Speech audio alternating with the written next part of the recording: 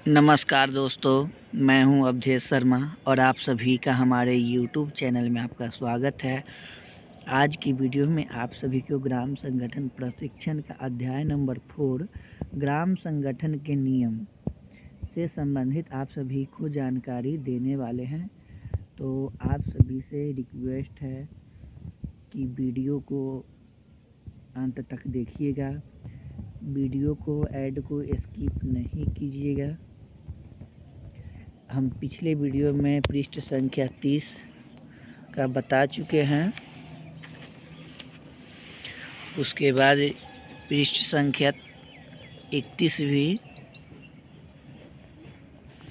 बता दिए हैं।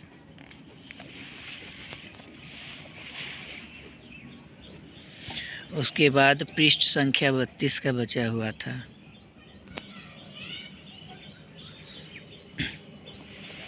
तो 32 में हम देखिए कि क्या है, प्रजातांत्रिक नियंत्रण प्रशासनिक स्थायित्व को प्राप्त करना। इसमें है कि प्रजातांत्रिक यानी क्या है कि गरीबों का समूह है, तो उसमें प्रजातांत्रिक रूप से उस पर नियंत्रित होना चाहिए और प्रशासनिक स्थायित्व को भी प्राप्ति होना चाहिए। और क में है कि वित्तीय एवं प्रशासनिक कार्यकलाप में स्वयं प्रबंधन द्वारा। इसमें के जो भी वित्तीय लेन देन हो रहा है, तो प्रशासनिक भी कार्यकलाप जो हो रहा है वो स्वयं प्रबंधन द्वारा होता है। उसके बाद ख है कि आवश्यकता अनुसार कार्यकारिणी समिति के सदस्यों को समय समय पर बदलना है। जैसे जैसे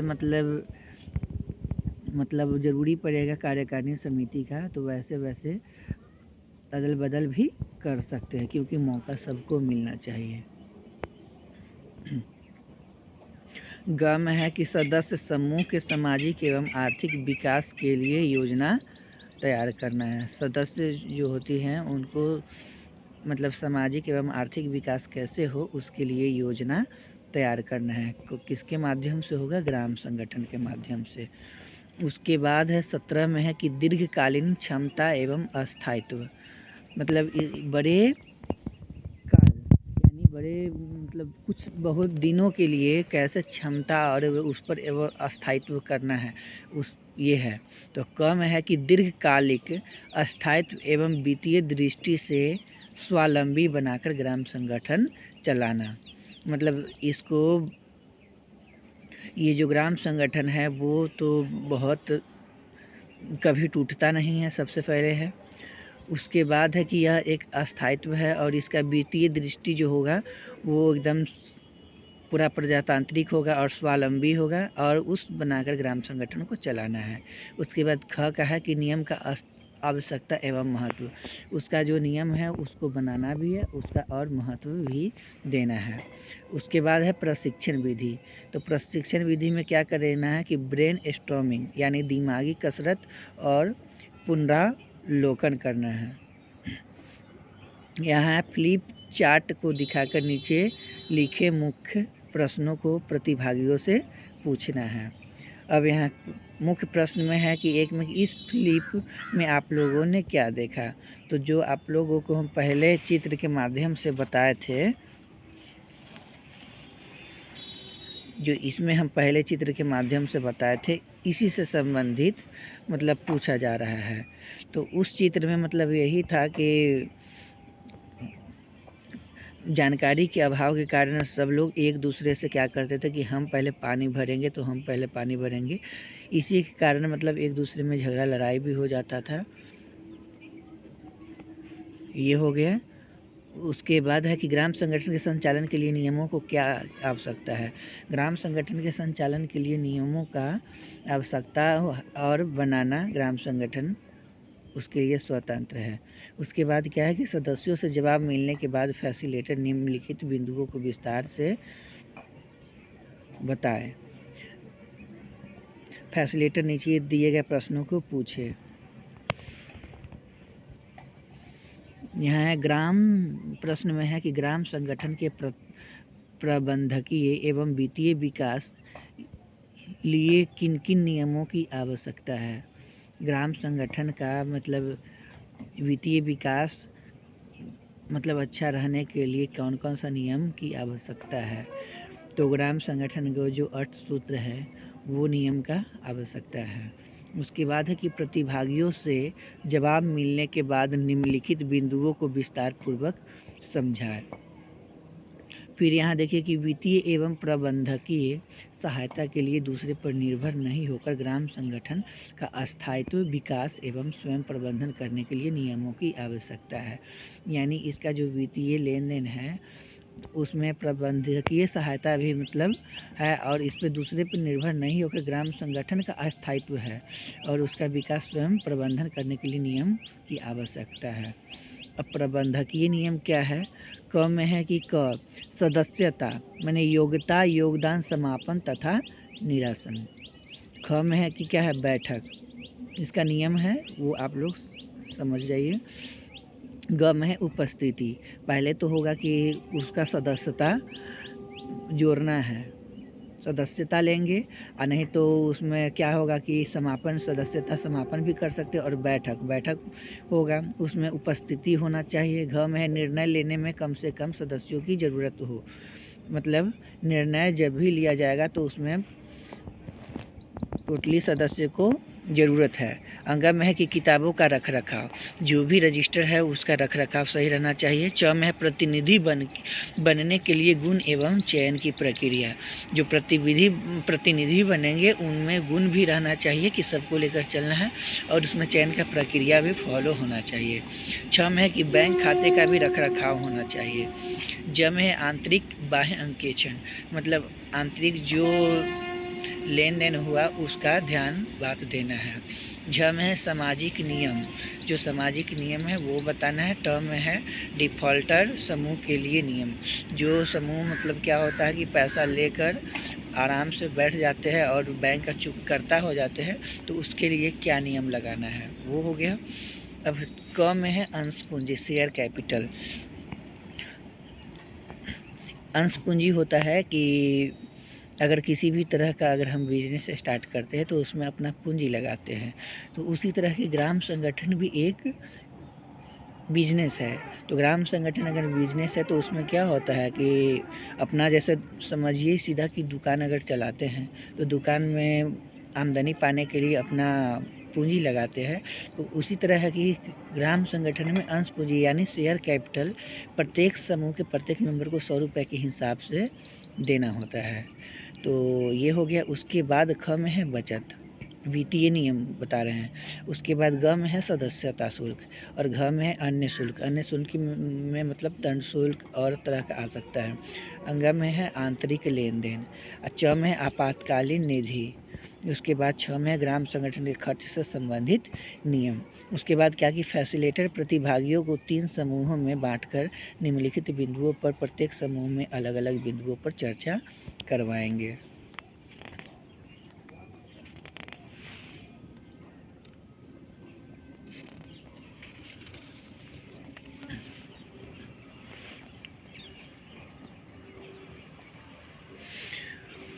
तो यहाँ देखिए समूह 1 में है प्रबंधकीय नियम, सेकंड में है वित्तीय नियम, थर्ड में है ग्राम संगठन के अस्थायित्व को तोड़ने वाले नियमों को पहचान, मतलब ग्राम संगठन के जो अस्थायित्व है उसका जो नियम को तोड़ रहा है उसका पहचान करना है। अब क्या है कि तीनों समूहों को एक साथ मिलकर प्रतिभागियों के साथ दिए गए अलग अलग विषयों पर बड़े समूह में चर्चा कर ग्राम संगठन के नियमों को निर्धारित करना होगा। क में है सदस्यता। एक में है क्या है कि सदस्यता के लिए योग्यता होना चाहिए। वे समूह जो गरीबी हटाने के लिए कार्य करते हैं।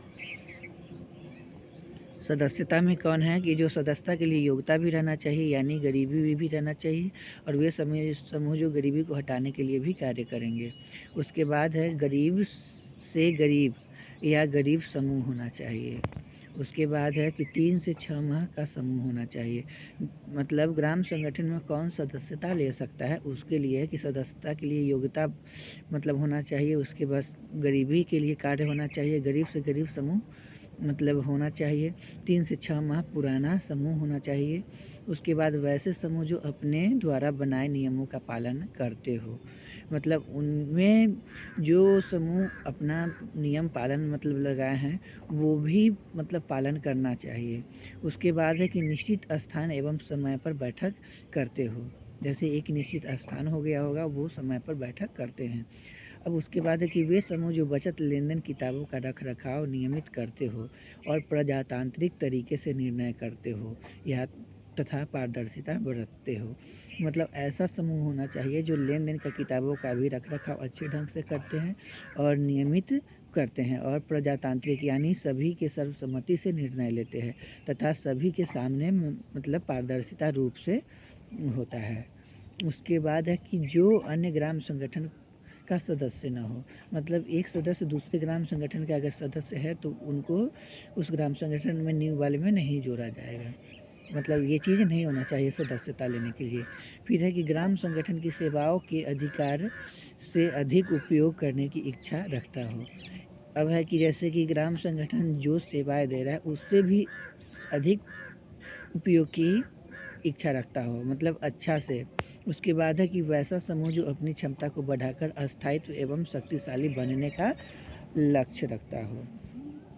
अब एक में है सदस्यता वापसी। सदस्यता वापसी कैसे करना है? तो सदस्यता वापसी के लिए कार्यकारिणी समिति को सूचना देनी पड़ेगी। तत्पश्चात कार्यकारिणी समिति ग्राम संगठन की आम निकाय जीबी की अनुमति लेकर उस समूह को का बकाया कर्ज सदस्यता शुल्क वापस लेकर उसकी सदस्यता समाप्त की जा सकती है। अगर कोई समूह है जो अपना ग्राम संगठन से सदस्यता समाप्त करना चाहती है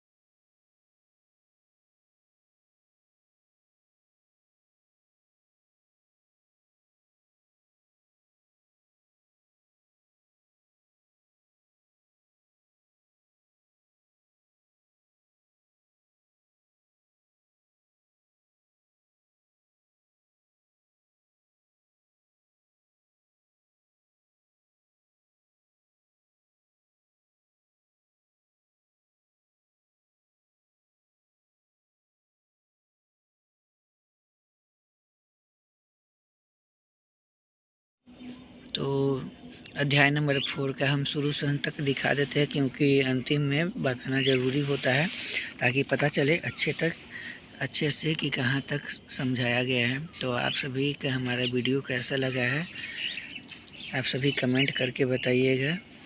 हमारे वीडियो अगर अच्छा लगा होगा तो लाइक कर दीजिएगा, कमेंट कीजिएगा, चैनल को सब्सक्राइब कर लीजिएगा और बेल आइकन को भी प्रेस कर लीजिएगा।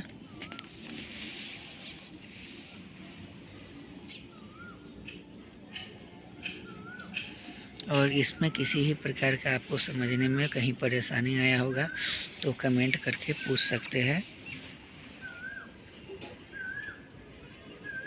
तो उपस्थिति तक आपको समझा दिए, नेक्स्ट बैठक में निर्णय लेने पर समझाएंगे। तो आप सभी का हमारे वीडियो में बने रहने के लिए बहुत बहुत धन्यवाद। सभी को एक साथ बाय बाय।